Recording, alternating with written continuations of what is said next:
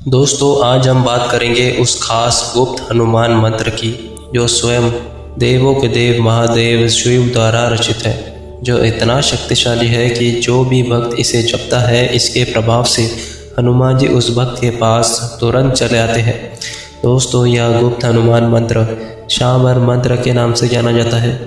मंत्र बताने से पहले दोस्तों हम आपको बता दें कि यह इतना शक्तिशाली मंत्र है कि इसके प्रयोग को आपको बहुत ही सावधानी से करना होगा और आपकी मनोकामना पूरी करने के लिए ही इसे करें। किसी दूसरे को नुकसान पहुंचाने के लिए इसका प्रयोग बिल्कुल भी ना करें, वरना उसका दुष्प्रभाव आपको भुगतना पड़ सकता है। शाबर मंत्र आम बोलचाल की भाषा में लिखा हुआ है ऐसा शक्तिशाली और प्रभावशाली मंत्र है जिसका मात्र जप करने से ही सभी कार्य पूर्ण हो जाते हैं। ऐसा माना जाता है कि यह मंत्र पहले से ही दिव्य शक्तियों से सिद्ध होता है। इन मंत्रों की सबसे विशेषता यह है कि इनका प्रभाव स्थायी होता है। इस मंत्र का उच्चारण स्त्री, पुरुष, बच्चे तथा बुजुर्ग हर उम्र के व्यक्ति कर सकते हैं। यह मंत्र हर उम्र के व्यक्ति के लिए बहुत ही लाभदायक और उपयोगी है। इन मंत्रों का प्रयोग व्यक्ति स्वयं कर सकता है, अर्थात इन मंत्रों के द्वारा ईश्वर की साधना करने के लिए साधक को किसी भी विद्वान की तथा गुरु की सहायता लेने की आवश्यकता नहीं होती। दोस्तों मंत्र बताने से पहले हम आपको बता दें कि आखिर कैसे शाबर मंत्र का निर्माण हुआ। दरअसल जब अर्जुन भगवान शिव के शक्तिशाली शस्त्र पाने के लिए तपस्या करने लगे तो भगवान शिव उनकी परीक्षा लेने के लिए एक जंगली शिकारी के रूप में उनके पास आए। पूजा के बाद जब अर्जुन ने सूअर मारने के लिए अपना बाण चलाया तो शिव ने भी उसी समय अपना बाण उस सूअर पर चला दिया। दोनों में अब विवाद हो गया और स्वीकारी रूपी शिव ने अर्जुन से कहा, मुझसे युद्ध करो और जो युद्ध में जीतेगा सूअर उसी को दिया जाएगा। अर्जुन और भगवान शिव में भयंकर युद्ध हो गया। युद्ध देखने के लिए माँ पार्वती भी शिकारी का भेष बनाकर वहां आ पहुंची और युद्ध देखने लगी। तभी भगवान कृष्ण ने अर्जुन से कहा, तुम जिसका रोष तप करते हो वह शिकारी भेष में साक्षात खड़े हैं भगवान शिव। अर्जुन ने भगवान शिव के चरणों में उसी समय गिरकर प्रार्थना करी और भगवान शिव ने अर्जुन को अपना असली रूप दिखाया। अर्जुन भगवान शिव के चरणों में गिर पड़े और पाशुपत अस्त्र के लिए प्रार्थना की। शिव ने अर्जुन को इच्छित वर दिया। उसी स्वर माँ पार्वती ने भी अपना असली स्वरूप दिखाया।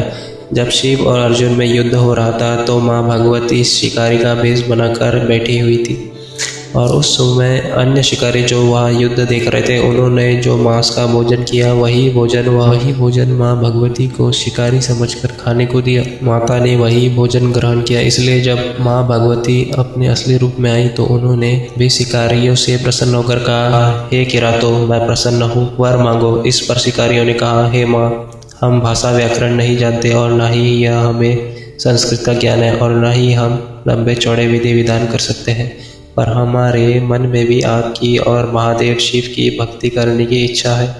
इसलिए यदि आप हम पर प्रसन्न आए तो भगवान शिव से हमें ऐसा मंत्र दिलवा दीजिए जिससे हम बड़ी सरलता से आप लोगों का पूजन कर सके। तब भगवान शिव ने माँ पार्वती के अनुग्रह पर किरातों से कहा, माँ भगवती के प्रभावी मंत्रों में से एक मंत्र है जिसके बारे में आज हम आपको बताएंगे। इसके जप से इस मंत्र से बहुत जल्दी सुख संपत्ति प्राप्त होती है। इस मंत्र का जब जाप किया जाता है तो जाप करने वाले के मुख से ऐसे ही अलौकिक ध्वनियाँ निकलती है जो लौकिक और अलौकिक शक्तियों को उसकी ओर खींचती है। उन शक्तियों की मदद से कोई भी कार्य कराया जा सकता है और उस मंत्र का नाम है शाबर मंत्र। दोस्तों अब मैं आपको बता दूं कि कैसे आप इसको सिद्ध कर सकते हैं या कैसे आपको इसका जाप करना है। मंत्र साधना को शुरू करने से पहले अपने मन में यह दृढ़ निश्चय आप कर लें कि मेरे द्वारा की गई यह जाप साधना से मुझे 100% सफलता प्राप्त होगी। इस प्रकार का निश्चय और अपने इष्ट देव यानी कि जिस भगवान की आप साधना करते हैं, जिस देव को आप मानते हैं, उनका ध्यान करते हुए पूर्ण विश्वास और श्रद्धा भाव बनाए रखें। साधना काल में मंत्र उच्चारण करते समय अपना ध्यान आपको अपनी नाभि स्थान पर या फिर अपने आज्ञा चक्र पर या मंत्र की ध्वनि पर इनमें से किसी स्थान पर टिकाए रखना है। मन में आने वाले सभी विचारों को काबू में रखें और बाहरी वातावरण में होने वाली आवाज़ों को आपको बिल्कुल भी ध्यान नहीं देना है। मंगलवार की सुबह यह मंत्र जप साधना आपको करनी है। दोस्तों यह मंत्र जप आपको सुबह 4 बजे से 6 बजे के बीच में दिव्य मुहूर्त में करना है, यानी कि इसे ब्रह्म मुहूर्त कहते हैं, क्योंकि इसी समय दैवीय शक्तियाँ जागृत रहती हैं। इसके बाद अगर इसका जप आप करते हैं तो आपको फ़ायदा नहीं मिल पाएगा, इसलिए इस बात का विशेष ध्यान रखें कि यह मंत्र जाप नहा धो के ही करें, यानी शुद्ध होके ही करें। तभी आपको इसका हनुमान शाबर मंत्र को जपना है। एक शांत स्थान आप मंत्र जाप के लिए ढूंढ लें और अपने सामने एक धूप और अगरबत्ती आपको जला लेनी है और अब इस मंत्र को आप 21 बार बोले।